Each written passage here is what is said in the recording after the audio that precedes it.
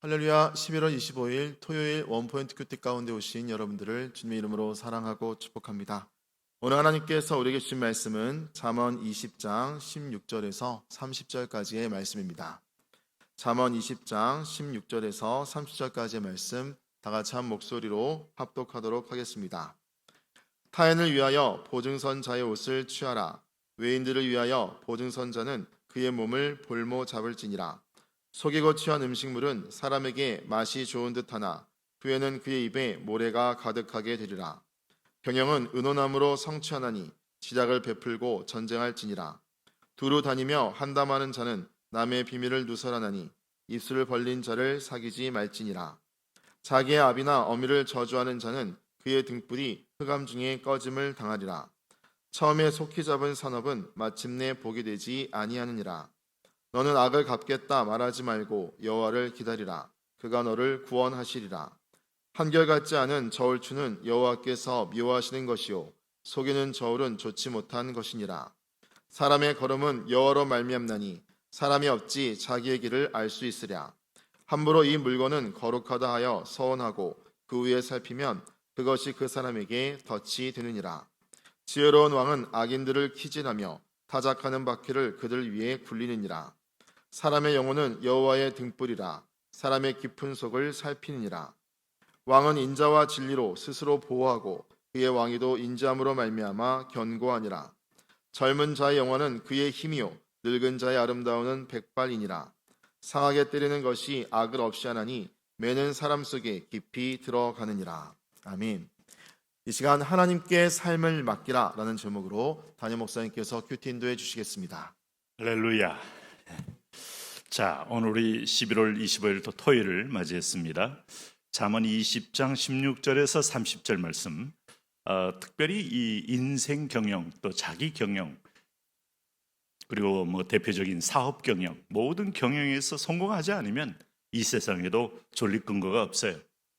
심지어 교회도 건강한 경영이 될 때, 부흥이 될 때 번성과 번영의 축복이 함께 있는 것도 현실이에요. 우리 한국교회는 너무 기복적인 것을 아주 정죄함으로써 마땅히 복을 누려야 하는 것마저도 거북하게 만들고 부담스럽게 만들었는데, 이 교회는 정말 어디보다도 기복적인 것입니다. 근데 그 복이 하나님에게서 온다 하는 것을 우리는 분명히 기억해야 돼요. 자, 그러기 위해서 좋은 경영을 위해서 18절에 중요한 우리에게 지혜를 줍니다.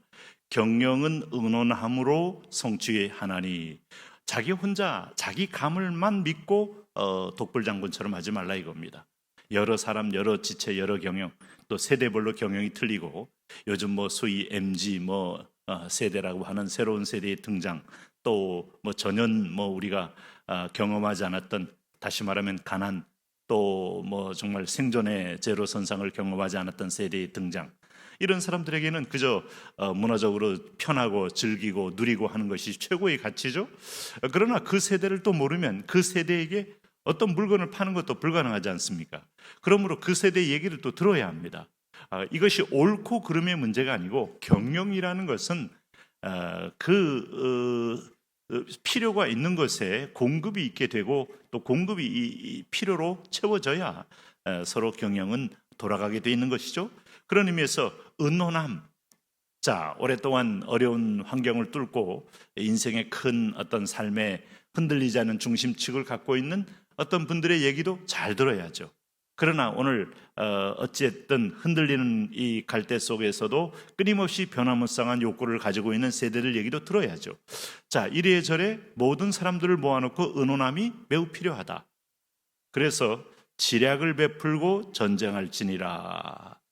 이 의논함과 지략이, 이 하나님이 준 지혜가 여기 또 포함되어 있는 겁니다. 이게 참 중요하다. 두 번째는 잘 의논하며 그 안에서 공통적 분모를 끄집어내는 게 경영의 지혜다. 그럼 두 번째는 뭘까요? 19절 말씀에 두루 다니며 한담하는 자는 남의 비밀을 누설하나니 입술을 벌린 자를 사귀지 말지니라. 두 번째는 이렇게 한담하고 다니는 사람을 사귀지 말라. 너도 오염이 돼서 남의 한담이나 하다 보면 그 사람의 보화, 그 사람의 장점, 그 사람의 좋은 점을 간과할 수가 있다. 그러다 보면 결국 나도 그 사람에 의해서 소외된 존재가 되기 때문에 오늘 이 사회는 절대로 자기 혼자의 독불장군 힘으로 되는 게 아닙니다. 그리고 뛰어난 통찰력이 있다고 믿는 사람은 자기 감을 너무 의지하면 안 돼. 그 감이 옳다고 해도 경영과 은혼함과 그리고 험담하지 않고 장점을 보는 것으로 그 안에서 만들어가는 새 집을 그릴 줄 아는 것이죠. 이것이 참 중요한 겁니다. 세 번째 여기서 보이는 지혜는 20절입니다. 자기의 아비나 어미를 저주하는 자는 그의 등불이 흑암 중에 꺼짐을 당하리라. 이런 사람은 권위에 대해서, 특별히 자기를 낳아주신 부모님에 대해서 저주하는 자는 페루나 아닙니까? 이미 하늘문이 닫힌 자입니다. 하늘에서 오는 은총과 축복이 한꺼번에 막힌 자들이에요. 앞에 있는 권위에 대하여 두려워하는 것까지는 인정을 해도 저주한다는 것은 이미 내 안에 축복의 문을 막는 자입니다. 이런 사람들은 결국은 그 결국이 불행하게 돼 있어요. 그래서 권위를 존중하고 또 권세는 위로부터 나지 않음이 없음을 기억한다면 전능자, 주권자 하나님을 존중하는 마음으로 내 앞에 세워진 사람의 권위, 또 사람의, 물론 권위자가 나에 대해서 오해할 수도 있어요. 또 잘못된 판단을 내릴 수도 있어요. 그럼에도 불구하고 저주는 오히려 하나님의 축복을 가로막는 거다. 그래서 또 네 번째 지혜가 있습니다. 21절입니다. 처음에 속히 잡은 산업은 마침내 복이 되지 않는다. 초반에 뭐가 잘 된다고 해서 결코 그것으로 들뜨거나 교만하거나 자부심을 갖고 있으면 반드시 넘어지게 된다. 그래서 처음에 잘 되는 건 매우 위험한 거예요. 왜냐하면 위험성을 모르고 그의 한계를 모르고 또 여기에 따르는 많은 그 소위 리스크를 내가 감을 잡지 못하는 사람, 처음에 잘 되면 늘 잘 되는 줄 알아요. 여러분, 경기라는 것은 아주 불황기가 있고 아주 또 거대한 세계적인, 그동안 우리 오일 쇼크니 금융 쇼크니 또 부동산 쇼크니 좀 쇼크들이 많이 왔지 않습니까? 여기다가 이제 우리가 전혀 예측하지 못했던 코로나 쇼크까지 왔지 않습니까? 여기서 다 망했습니다. 그렇기 때문에 지금 잘 될 때 이 밀물이 올 때는 이 배를 띄우되 썰물일 때는 배를 준비하는 거예요. 늘 낮은 자의 자세로 때를 준비하는 거예요. 인간은 절대로 이 세상의 경영자가 아니에요. 관리자로서의 어떤 겸비함을 가지고 있어야 된다 이 말입니다. 그러므로 모든 지혜의 뿌리는 겸손함에 있어요. 여기 부모를 저주하는 거나 아니면 속히 잡은 산업으로 넘어지는 것이나 아니면 의논하지 않는 것이나 다 자기 자아도취, 자기 교만에 빠져 있기 때문에 진정한 지혜로운 경영자가 되기 어렵다 하는 겁니다. 또 무엇보다도 또 하나의 이유를 든다면 여기 이제 다섯 번째 얘기일까요? 22절에 너는 악을 갚겠다 말하지 말고 여호와를 기다리라. 그가 너를 구원하시리라. 자, 현대를 살면서 얼마나 많은 사람이 상처를 입습니까? 그리고 복수심을 갖고 증오심을 갖습니까? 여기에 매여 있으면 길이 없어요. 그러므로 악을 갚겠다 하지 말고 여기에 나도 내상을 입고 상대방도 결국 편하지 않고 대적을 많이 모으게 될 때 나는 진정한 어떤 소야말로 등불이 있는 곳으로 갈 수 없고 흑암 중에 내가 머물게 된다 이 말이죠.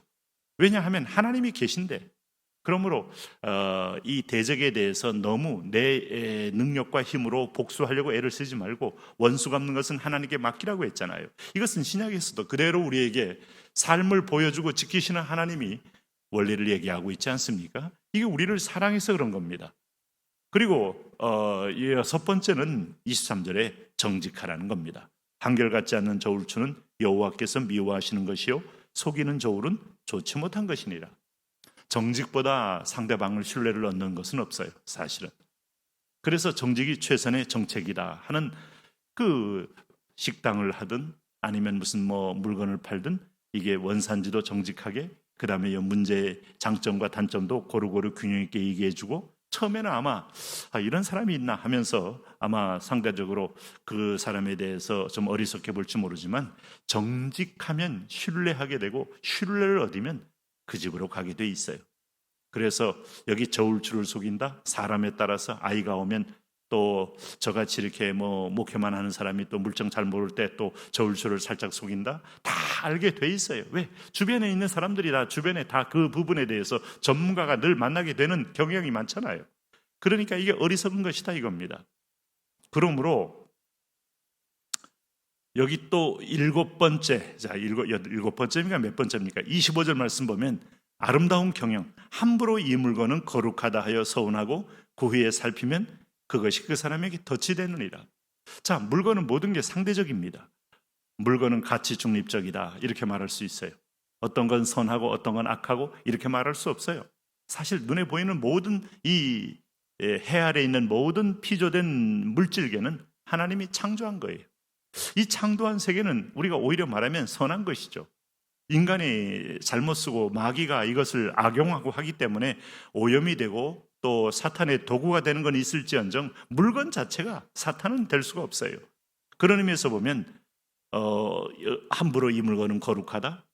절대화하지 말라는 거예요. 하나님 외에는 절대화할 대상이 없어요. 나는 절대로 이것은 안 해. 난 절대로 이런 사람 안 사겨. 나는 이 부분에서는 용서가 안 돼. 이 스스로 자기에게 덫이 되는 태도입니다. 당신이 바로 그런 자리에 가고 그런 사람이 될 수도 있는 상황이 오는데 왜 절대라는 말은 내게도 그것이 덫으로 작용할 수 있는 거예요. 그래서 지혜로운 사람은 절대화할 것과 상대화할 것들을 구분합니다. 이 땅의 모든 것은 상대화할 수 있어요.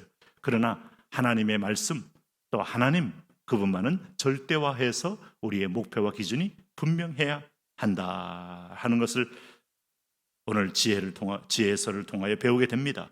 그리고 또 하나의 이유가 있다면 또 하나의 원인, 성공의 경영의 가장 좋은 8번째 26절 지혜로운 왕은 악인들을 키질하며 타작하는 바퀴를 그들 위에 굴리느니라.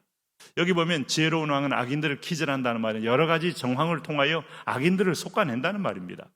그래서 왕이 명령을 할 때 그 명령에 즉각적인 순종한 사람과 불순종한 사람과 미루고 있는 사람과를 통하여 누가 충성된 사람인가가 키질을 통하여 드러나잖아요.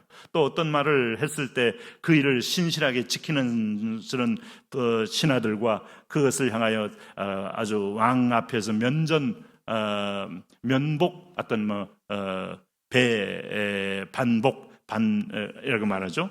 얼굴 앞에서는 복종하되 뒤에서는 아주 복종하지 않는 이런 신하들을 구분해내면서 충성된 신하를 아주 핵심 자기의 경영 요직에 앉히게 되는 지혜를 얻게 되는 것이죠. 이것이 바로 성공적 경영하는 지혜다 하는 것입니다. 오늘도 이 지혜로 삶을, 내 인생을 경영하고 내 사업을 또 나의 가족도 복되게 경영하시기 바랍니다. 하나님 이런 지혜로 나가게 하여 주옵소서. 예수님 이름으로 기도합니다.